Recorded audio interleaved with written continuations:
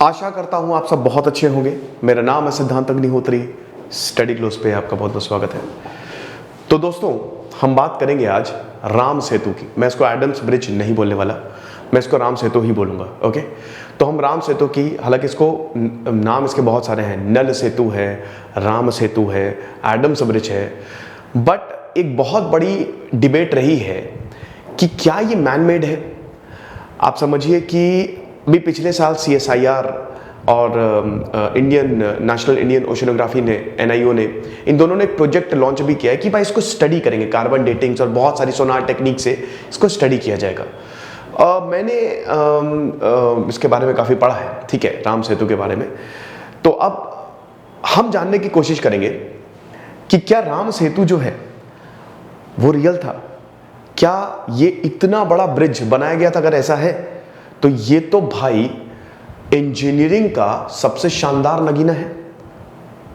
18,500 साल पहले, 20,000 साल पहले, हजारों साल पहले इस ब्रिज का निर्माण हुआ था।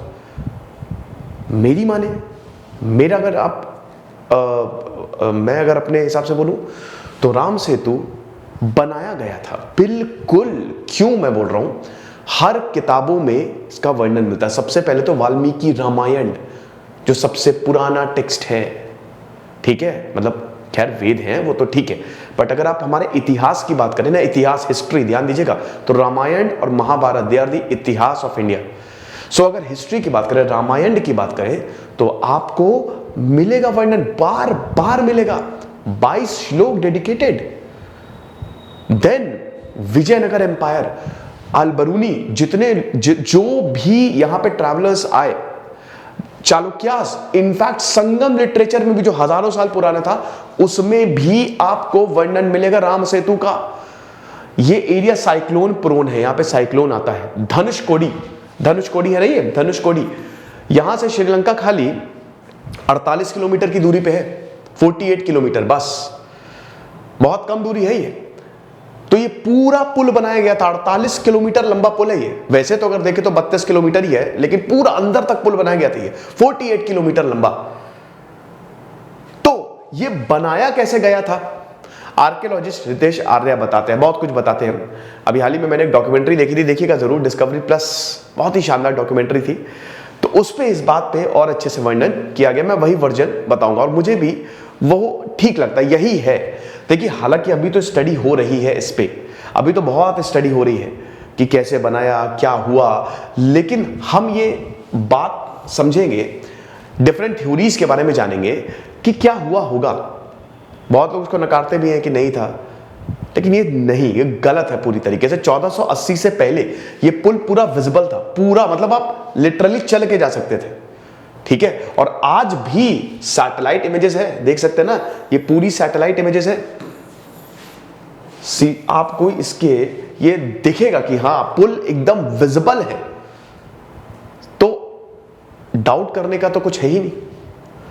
फिलहाल हम ये बात करेंगे कि ये शुरू कैसे हुआ, लेकिन उससे पहले दोस्तों मैं एक और चीज बताना चाहता हूं कि भैया आज मेमोरी मैजिक कोर्स की लाइव क्लास है, ऐप पे ही होगी। तो शाम 5 बजे से वो क्लास है। जिसने अभी तक कोर्स नहीं लिया, फटाक से एनरोल कर लो। 3 सेशन होंगे, आज कल परसों, मिस मत करना। मॉडर्न हिस्ट्री 1757 से लेकर 1947 तक, वो सारी जितने भी इंपॉर्टेंट इवेंट्स आपको याद हो जाएंगे और कभी नहीं भूलोगे। और उसके बाद हमारी ईद सेल चल रही है, तो सारे कोर्सेज पे 25% एक्स्ट्रा 25% ऑफ है। हमारी UPSC कोर्स को आप जरूर अवेल करें अब, क्योंकि पूरी लाइव क्लास चल रही है। रामायण, मैं सोच रहा हूं रामायण पढ़ाऊं आपको, ठीक है। देखिए, रामायण का इंटरप्रिटेशन बहुत इंपॉर्टेंट है। उसमें मतलब समझिए कि अगर आपको एडमिनिस्ट्रेशन करना है, अगर आपको IAS बनना है इनफैक्ट, तो रामायण से शानदार एडमिनिस्ट्रेशन मतलब आप समझ ही नहीं सकते। कहते हैं ना कि राम राज्य बनाएंगे, तो राम राज्य जो है ना, वो जो एडमिनिस्ट्रेशन करने की पावर थी, वो जो रूल्स एंड रेगुलेशंस थे, वो कमाल थे, आइडियलिस्ट एकदम कहते हैं। तो मैं सोच रहा हूं, आप मुझे कमेंट बॉक्स में बताइए कि क्या आप रामायण सुनना चाहते हैं। मुझे पता भागवत गीता अभी मैंने खत्म नहीं की है, वो शुरू हो जाएगी बहुत जल्द शुरू करूंगा मैं। ओके, तो अब देखिए, रामायण, राम का आयन, राम का आना, ठीक है, रामायण, वाल्मीकि रामायण। रामायण भी देखिए बहुत सारी है। यहां हम रामचरितमानस, तुलसीदास की रामायण नॉर्थ में ज्यादा प्रेवलेंट है, लेकिन आपको बता दूं कि बहुत सारी रामायण में इसमें मतलब जो साउथ में रामायण चलती है, या इनफैक्ट लंका में भी रामायण है, मतलब अलग अलग रामायण के वर्जन्स है, ठीक है। तो राम मनोहर लोहिया चाहते थे, बहुत बड़े लीडर थे, कि सारी रामायण को ऐसे मिलाएं और एक क्या कहते हैं कि मतलब एक सबको मिला के एक बताया जाए, एक नॉलेज टाइप का फेयर हो रामायण का, ठीक है, रामायण के एग्जीबिशन हो एक तरीके से। तो उनका ये हमेशा था, और रामायण इज अ यूनाइटर। भगवान राम जो है ना वो नॉर्थ और साउथ को जोड़ते हैं, है ना, ये बहुत बड़ी बात है। आपको मतलब भगवान राम की जो जर्नी है, मुझे लगता है कि ये शायद उस समय आदि शंकराचार्य या वाल्मीकि या वेदव्यास इन सभी जो बड़े बड़े स्कॉलर्स हैं, इनके दिमाग में रहा होगा कि अगर कोई एक चीज जोड़ेगी वो हमारा इतिहास जोड़ेगा, वो कुछ भी कहिए धर्म जोड़ेगा भारत को, और धर्म जोड़ता है। अब देखिए ये धर्म के ठेकेदारों की बात नहीं कर रहे हैं, लेकिन अगर आप देखो साउथ में आपको विष्णु शैव के बहुत सारे मंदिर बनेंगे, नॉर्थ में भी मंदिर मिलेंगे, नॉर्थ ईस्ट में भी मंदिर मिलेंगे, वेस्ट में भी मंदिर मिलेंगे। क्या बात है ना। तो ये कमाल है, हम डाइवर्सिफाइड तो है, भारत है डाइवर्सिफाइड, लेकिन अगर आप देवी देवताओं को देखो, सेक्ट्स को देखो, तो हम सबको जोड़ता है, ठीक है। तो भगवान राम की अगर हम बात करें तो कहानी शुरू होती है दोस्तों वनवास से। अयोध्या के राजकुमार रावण बहुत ज्यादा घमंडी, ब्रह्म से बहुत सारे वरदान मान लिया, बहुत घमंडी, मतलब समझिए कि वो राक्षसों का राक्षस, मतलब उसने सारे पूरे देव लोगों को जीत लिया ना। रावण को मारना नामुमकिन था। तो जब उसने वरदान मांगा तो उसने सब बोल दिया कि हाँ ये मुझे ना मार पाए, देवता मुझे ना मार पाए, जानवर मुझे ना मार पाए। अपने घमंड के चक्कर में वो इंसान का नाम लेना भूल गया, ठीक है। और भगवान राम इंसान के रूप में ही तो आए, इंसान स्वरूप में ही तो आए, है ना, विष्णु अवतार।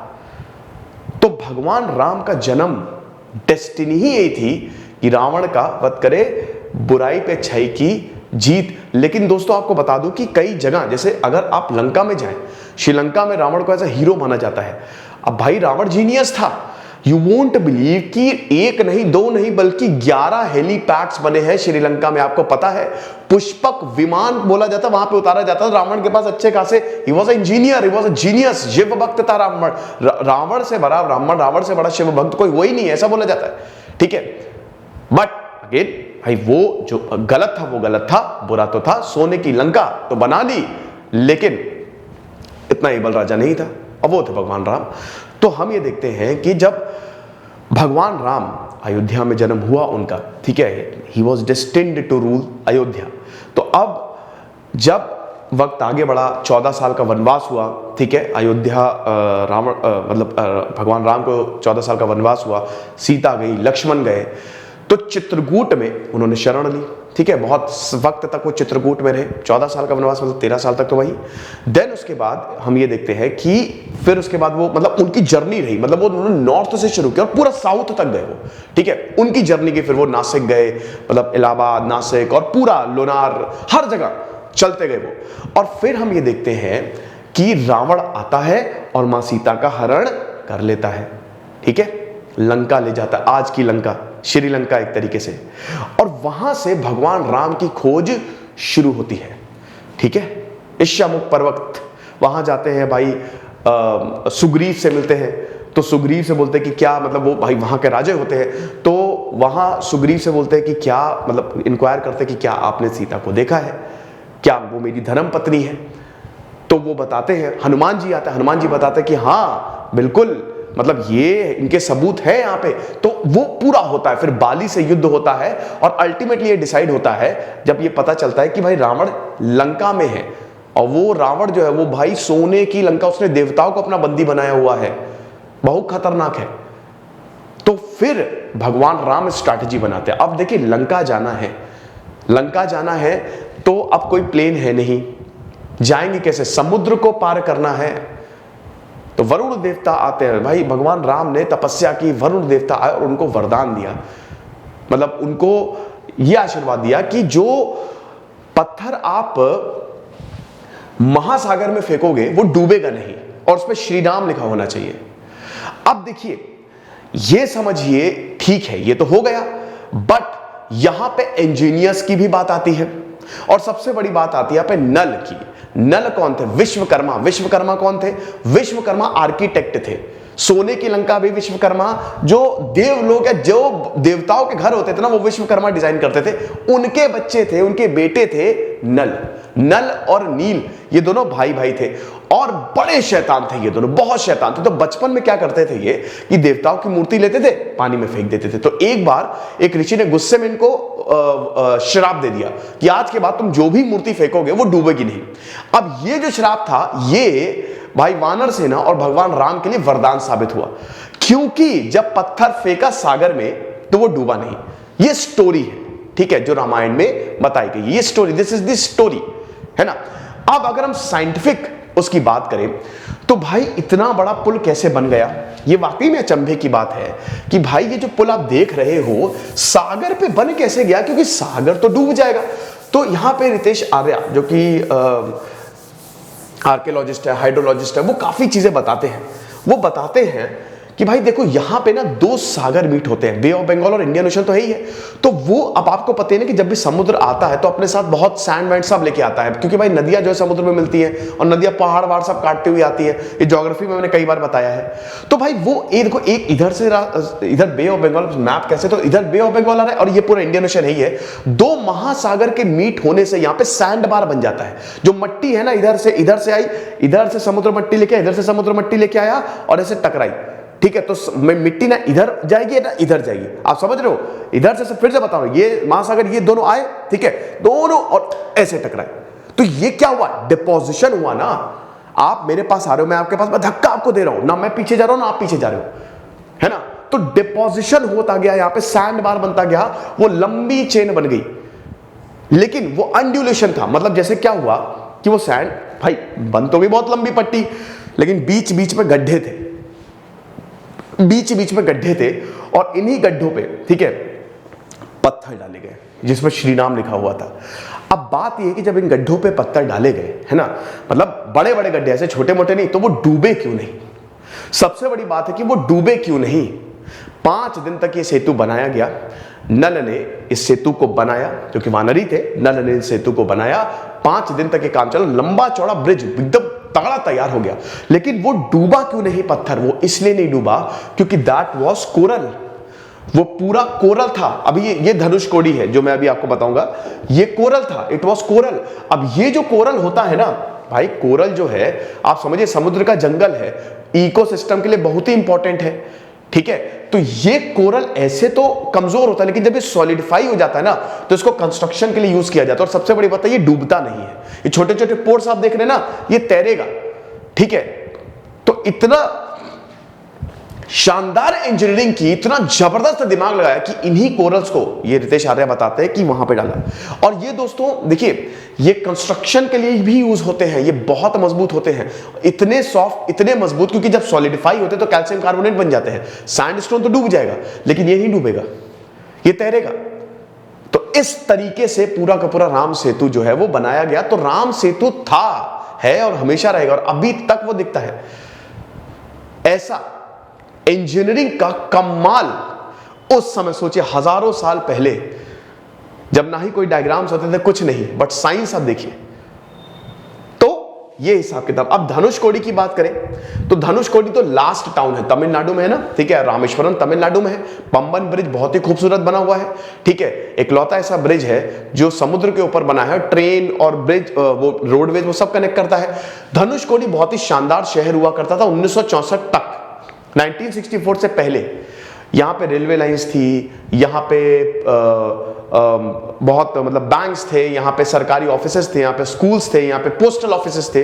पर 1964 का साइक्लोन ने इस पूरे शहर को बर्बाद कर दिया। अभी ये अबैंडन्ड है, यहाँ कोई नहीं रहता है। And this is the last point. यहाँ से धनुषकोडी से आप एडम्स ब्रिज को देख सकते हैं, और यहाँ से श्रीलंका 32 किलोमीटर है। यहाँ से ही शुरुआत की थी, ये लास्ट पॉइंट है यहाँ पे, ठीक है। इसके आगे समुद्र है, ठीक है, इसके आगे समुद्र है। अब तो टूरिस्ट प्लेस है, आप देख सकते हैं। श्रीलंका यहां से सिर्फ 32 किलोमीटर है, ब्रिज यहां से बना था, समझिए आप। फिलहाल तो शायद इस पे एक मूवी भी आ रही है, राम सेतु, बट ये कई बार डिबेट होती है, कई बार ऐसा बोला जाता है क्या था। भाई सब था, क्योंकि इसके सबूत हैं। साइंस बहुत ज्यादा डेवलप थी, विज्ञान बहुत ज्यादा डेवलप था। मैं किसी दिन इस पे लेक्चर लूंगा। देखिए अभी मॉडर्न साइंस भी बहुत अच्छा है, ऐसा नहीं है, बट आप एक चीज समझो, आज की साइंस और पहले की साइंस में बहुत ज्यादा अंतर है। पहले की जो विज्ञान होता था ना, वो इंसान को बहुत बड़ा बनाता था, अंदर से वो महान बनाता था, इस तरीके की पढ़ाई करवाई जाती थी। लेकिन आज वैसा नहीं रहा है, ठीक है। 6 schools of philosophy, astronomy, in fact atomic structure तक इट इज ऑल्सो एक्सप्लेन्ड। तो हम इस चीज को नकार नहीं सकते। बहुत लोग बोलते हैं क्या था, कुछ नहीं है आज, ये मतलब बहुत काफी लोग नकार देते कि क्या इतनी सारी संस्कृत मैन्युस्क्रिप्ट, तो दोस्तों अभी तक तो उसको डिकोड ही नहीं किया गया, वो पड़ी हुई है, खजाना है हमारे पास। ओके, ये लेक्चर था, आई होप आपको पसंद आएगा। तो भाई फटाक से शेयर वेयर कर दो। अब वही है कि इसको देखिए कोई वेरीफाई तो नहीं कर सकता, बट जो आर्कियोलॉजिस्ट, जो हाइड्रोलॉजिस्ट, इन सबका कहना है, जो जियोलॉजिस्ट वो बताते हैं, मैं वही आपको बता रहा हूं। ओके, दिस इज सिद्धांत अग्निहोत्री साइनिंग ऑफ।